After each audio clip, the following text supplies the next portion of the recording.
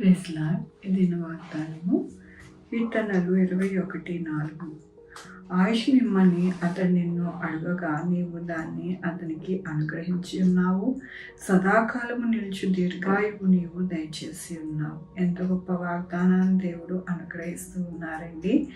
ఎవరైతే మరి అనారోగ్యముతో బాధపడుతూ దీర్ఘాయువు ప్రభువా అని అడుగుతూ ఉన్నారో వారందరితో దేవుడు మాట్లాడుతూ ఉన్నారు. ఈ దినమున నేను దీర్ఘాయు చేత ఆయనని తృప్తిపరిచి ఎంతగానో నడిపిస్తాను అంటూ ఉన్నారు.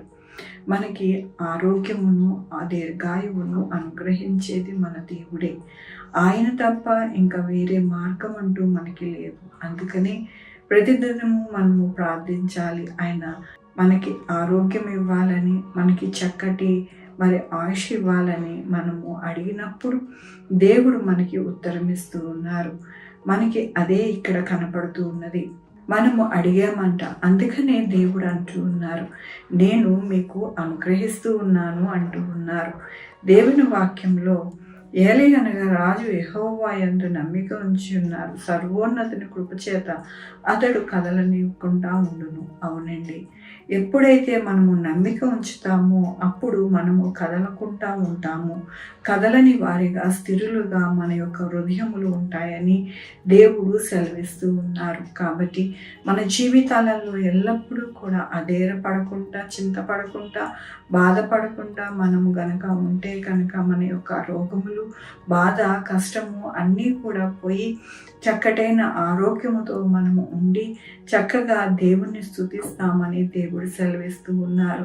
దీని కొరకు మనము కేవలం చేయవలసినది నమ్మికతో మనము దేవుని వైపు చూస్తే కనుక మన రోగములన్నీ మాయమైపోయి చక్కటి ఆరోగ్యవంతులుగా దీర్ఘాయువులుగా మనము ఉండి చక్కగా దేవుణ్ణి స్తుతించే వారిగా ఉంటామని ఈ దినమున దేవుడు సెలవిస్తూ ఉన్నారు. కాబట్టి మనం ఎందుకు దిగులు పడాలి, ఎందుకు బాధపడాలి, ఎందుకు మరి చింతించాలి? దేవుడే మనకి అన్నిటినీ కూడా అనుగ్రహించి సహాయం చేస్తానని చెప్పుతూ ఉండినప్పుడు మనము ధైర్యంతో మన యొక్క జీవితాలు, మన బిడ్డల జీవితాలు మనము మరి ప్రార్థనాపూర్వకంగా ముందుకు వెళితే కనుక అన్ని విషయాలలో మనము జయము పొందుకుంటామని ఈ దినమున దేవుడు సెలవిస్తూ ఉన్నందుకు దేవునికి వందనాలు చెల్లిస్తూ ఉన్నాను.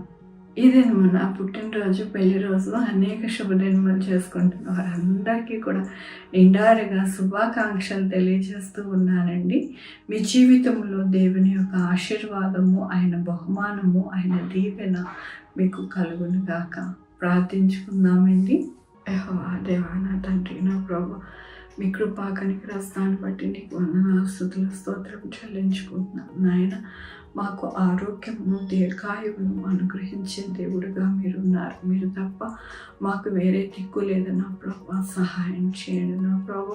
నాయన, డాక్టర్స్ కానీ మా ధనము కానీ ఏది కూడా మమ్మల్ని రక్షింపలేదు, బ్రతికించలేదు నా ప్రభు. సహాయం చేయండి నాయన. నా తండ్రి దినమున పుట్టినరోజు, పెళ్లి రోజు అనేక శుభదినములు చేసుకుంటూ వారందరినీ దీవించండి, ఆశీర్వదించమని కోరుకుంటున్నాం. మా కొరకు ప్రార్థించమన్న వారిని వారి బిడ్డల భవిష్యత్తు, వారి ఆరోగ్యములు, వారి చేయ పనులు, వారి ఉద్యోగములు, వారి వ్యాపారములు అన్నీ కూడా మీరే సహాయం చేయండి.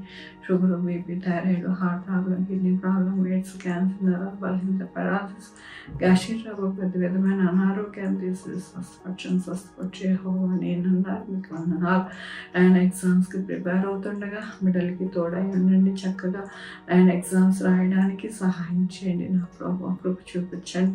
అలాగే నాయన కాంపిటేటివ్ ఎగ్జామ్స్కి కూడా మీరే నాయన కృప చూపించండి నా ప్రభు. బిడ్డలు రాకపోకలందు తోడై ఉండండి. 2-వీలర్, 4-వీలర్ బస్సెస్, ట్రైన్స్, ఏరోప్లేన్లు ప్రయాణం చేస్తుండగా సుఖవంతమైన ప్రయాణం దయచేయమని కోరుకుంటున్నాను.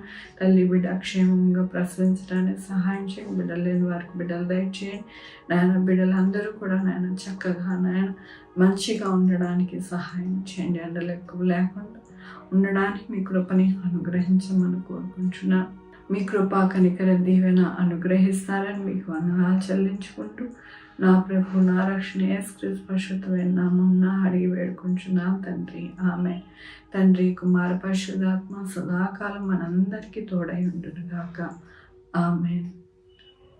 God bless you.